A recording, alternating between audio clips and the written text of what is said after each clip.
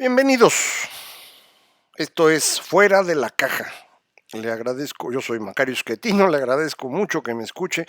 Este es una emisión dedicada al análisis de coyuntura de esta semana, primera semana propiamente hablando de abril, que termina el viernes 9, y que quisiera yo dedicar en esencia a las colaboraciones que llevé a cabo en el periódico El Financiero en estos días, a alguna cosa que escribí antes, ponerle en contexto. eh, Hace unas pocas semanas se presentó el nuevo libro de Roger Bartra que se llama Regreso a la jaula. Se refiere con ello a un libro que él escribió hace ya buen rato, hace más de 30 años, que se llamó La jaula de la melancolía, en donde él en parte critica a quienes habían estado intentando encontrar el alma del mexicano, la caracterización de lo mexicano, para plantearlo en términos de que lo que llamábamos la mexicanidad era en realidad una construcción cultural del grupo que ganó las guerras civiles y se instaló en el poder durante el siglo XX, el régimen de la revolución, como yo lo he llamado, o lo que en aquella época era el priismo, muy diferente del PRI actual. Un régimen autoritario concentrado en el presidente de la República, que tenía todo el poder durante 6 años estrictamente, pero fuera de eso tenía un poder prácticamente absoluto siempre y cuando se mantuviera al interior del funcionamiento del sistema corporativo. Este sistema corporativo, por su nombre, obviamente, estaba constituido por corporaciones que son la representación en el siglo XX de la construcción política tradicional de la Europa medieval, en la cual se consideraba cada una de las partes de la sociedad como una de las partes de este cuerpo, que era el cuerpo humano casi divino, por lo cual la cabeza era tanto la monarquía como el poder de la cristiandad, y cada una de las otras áreas de la sociedad tenía una cosa que hacer para que el cuerpo funcionase, y de ahí se deriva la palabra corporación. Esto lo recupera Mussolini en los años 20 en Italia para construir el fascismo, y de ese fascismo aprenden todos los países en los años 20 y 30 del siglo XX para construir sus nuevos regímenes políticos. Conforme la Primera Guerra Mundial hunde el mundo previo. Nosotros en México construimos un régimen corporativo, lo construye el general Cárdenas y lo hace de una manera extraordinaria.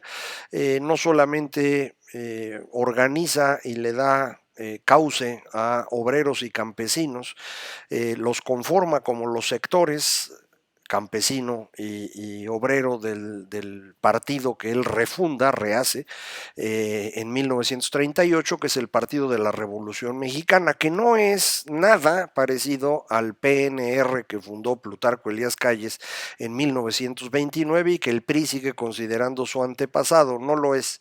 El antepasado es el partido construido por Cárdenas.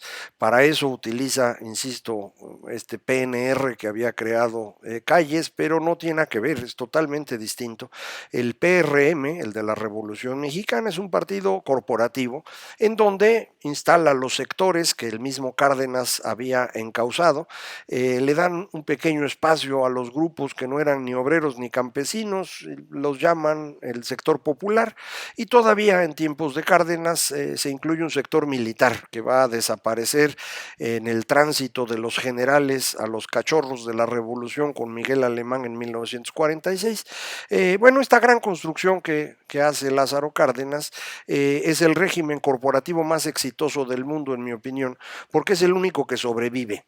Un régimen corporativo, por esta característica de tener corporaciones, cada una a su interior con un interés muy, muy claro, pero muy diferente de las otras, requiere un árbitro para funcionar, y ese árbitro tiene que tener todo el poder. que de otra manera no puede fungir como árbitro, y de ahí el sistema corporativo deriva muy rápidamente en una dictadura personal. Esto pasó en todos los regímenes corporativos del mundo, salvo el nuestro, el construido por Cárdenas, que le da todo el poder a este árbitro, pero se lo da por 6 años.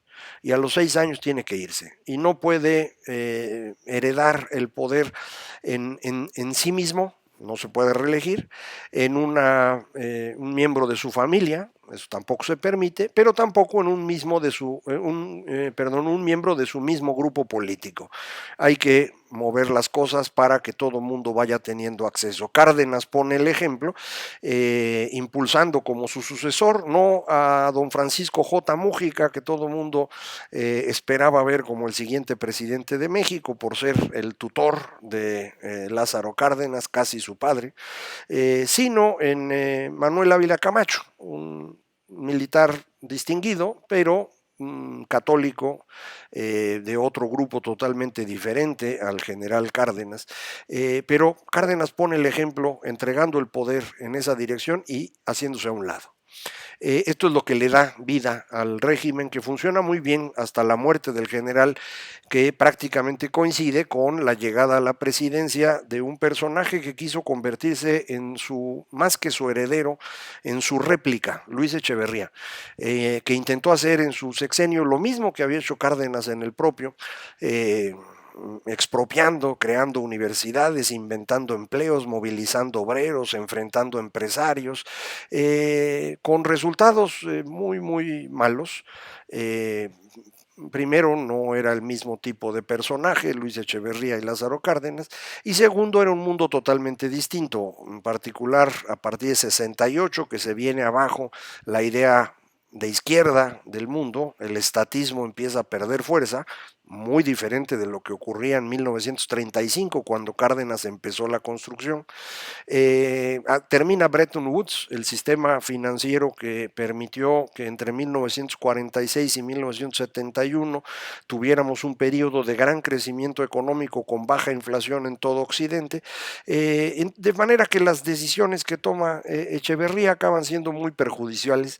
La economía se descompone mucho, tenemos la primera devaluación no planeada en más de 50 años, y su sucesor, que él quería mangonear, lo puso precisamente para ello, de su mismo grupo político, su amigo de infancia, alguien que no tenía experiencia y que él esperaba poder controlar, José López Portillo, no se dejó controlar, continuó con muchas de las ideas de Echeverría, un poco moderadas, digamos, más por los desarrollistas que por los francamente izquierdistas, pero el resultado al final fue el mismo, una tragedia que en 1982 llevó a la quiebra al viejo régimen.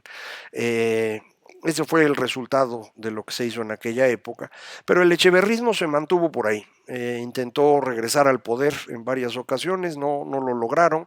En 86 se salen del PRI para construir la corriente democratizadora porque no tenían ya ningún espacio, son expulsados, empiezan a buscar a los partiditos chiquitos que se habían creado alrededor del general Cárdenas, en particular el Partido Auténtico de la Revolución Mexicana, y con base en eso hacen la candidatura de Cuauhtémoc en 1988, y como resultado de una elección muy, muy confusa y de la que no se contaron los votos realmente, aquella en la que Bartlett era secretario de Gobernación y organizador de las elecciones.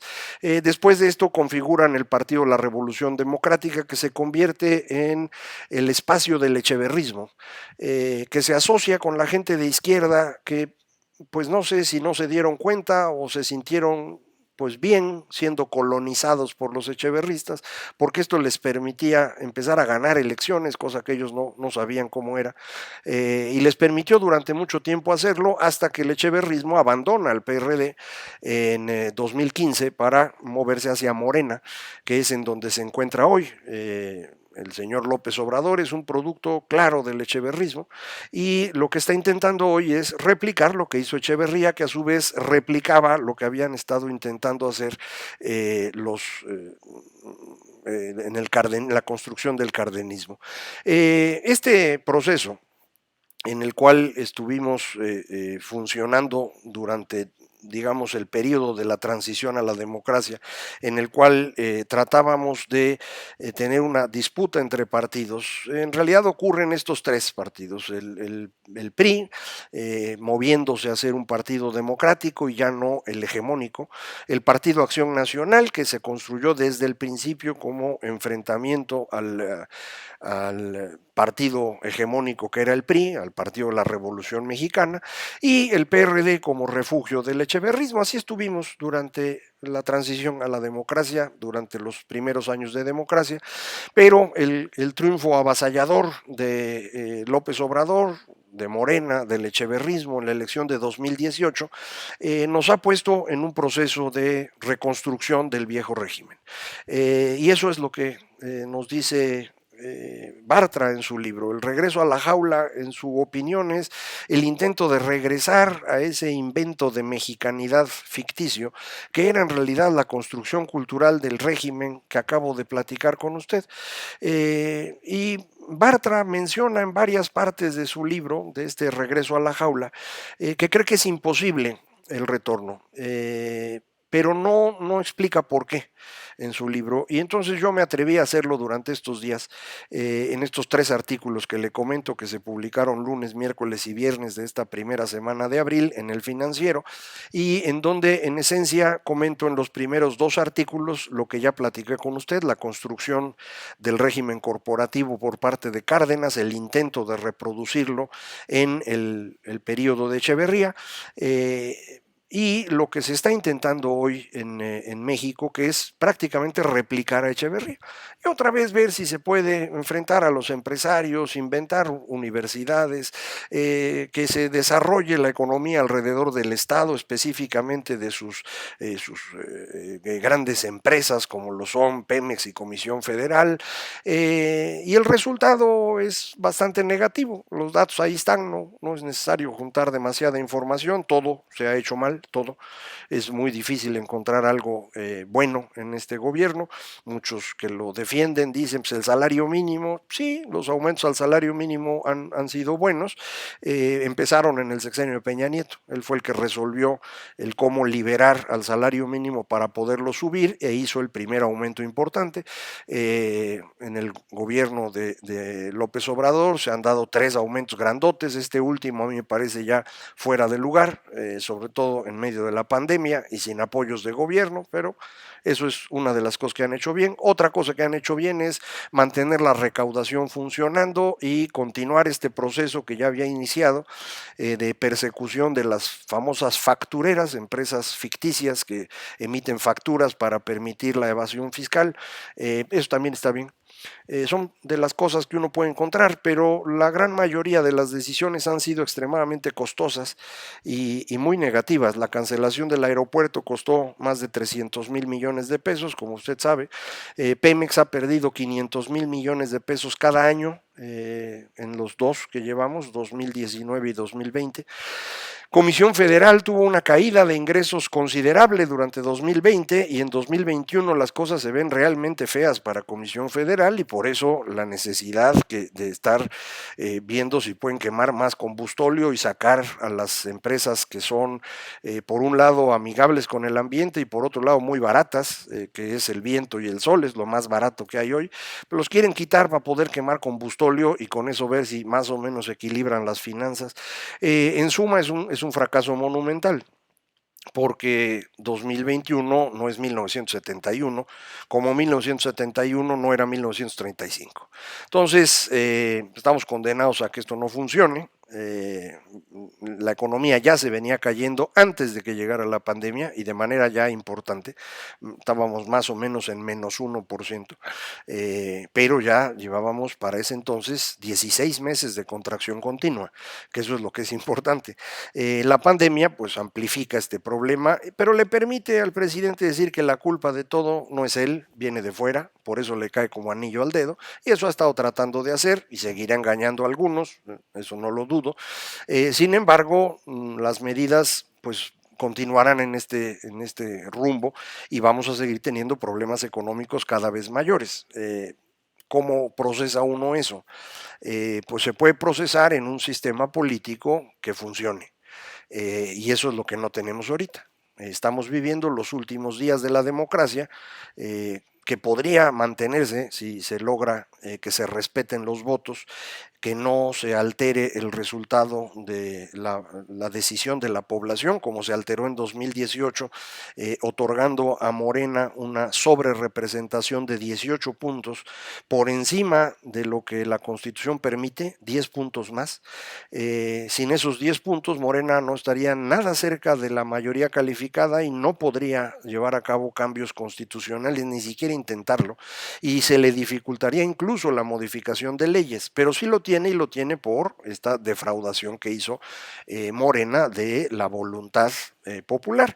Si eso no ocurre en esta elección, entonces podremos recuperar un camino más estable y esperar a 2024 para sustituir al señor López Obrador por alguien un poco más calificado, no sé de qué partido, pero ya entonces se verá. Si no se logra y la voluntad popular no se respeta, entonces la democracia habrá terminado y no vamos a tener un mecanismo para procesar el descontento que vamos a tener por una economía que no funciona, por 500,000 de mexicanos muertos gracias al mal manejo de la pandemia, por la escasez de medicinas que este año será peor, por el regreso de la inflación que se empieza a notar cada vez más, estas molestias de la población que la democracia permite ir liberando a través de la entrada de opositores y la discusión política seria. Sin la democracia no hay cómo hacerle. Y entonces, pues no tenemos salida. En el viejo régimen, en el PRI, la molestia contra Echeverría, pues se la aguantaba uno, contaba uno chistes, eso fue el mecanismo de escape, porque el régimen podía imponer al sucesor, que en su caso fue López Portillo. Pero ahora no hay este sistema político. El intento de regresar a ese sistema político es inviable porque López Obrador no ha construido en estos 3 años las estructuras políticas para hacerlo, como hizo Cárdenas en sus primeros 3 años. Al contrario, lo que ha hecho es destruirlas. Entonces, nadie puede tomar decisiones si no es a través del López Obrador. Esto es un proceso que funciona como dictadura personal. Que no está mal, es una de las opciones políticas que hay. El problema de las dictaduras personales es que las personas se mueren siempre y pues un adulto mayor con enfermedades pues no es el mejor candidato para andar haciendo una dictadura personal. No estamos hablando de Fidel Castro, que la construye con 40 años o 30 años de edad y hombre, le da para 60 más. No ese es el caso. Entonces, ¿qué viene? Pues tenemos un puñado de posibilidades, que se consolide esta dictadura personal, que tengamos un reemplazo militar, que esto puede llevar a una escisión del país alrededor del paralelo 20 que hemos comentado en muchas ocasiones.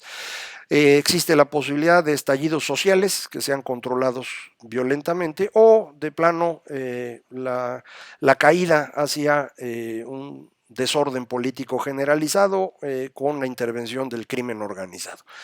Son las opciones que hay. Evidentemente todas esas 5 son malas, lo mejor sería mantener la democracia funcionando y con ello pues ir equilibrando cosas y liberando presión. Vamos a ver en qué dirección se mueven las cosas, pero eso es lo que hay, ¿eh? No cree usted que hay más opciones y que podemos de pronto tener un futuro glorioso o al revés, creer que de veras hubo un pasado maravilloso que es el que quiere recuperar el señor el señor López Obrador. Nada de eso es cierto. Lo único que hay es lo que está usted viendo y lo que usted está viendo no es nada recomendable. Entonces, pues hay que lograr que la democracia funcione en junio y si no funciona la democracia en junio, insisto, pues ya tiene usted los 5 posibles desenlaces que hay, ninguno muy agradable. Pero nada de eso es mi culpa, ¿eh? Yo nada más vengo y se lo platico para que usted pueda analizar las cosas y podamos seguir platicando aquí en lo que esto es posible. Muchísimas gracias por acompañarme. Esto fue Fuera de la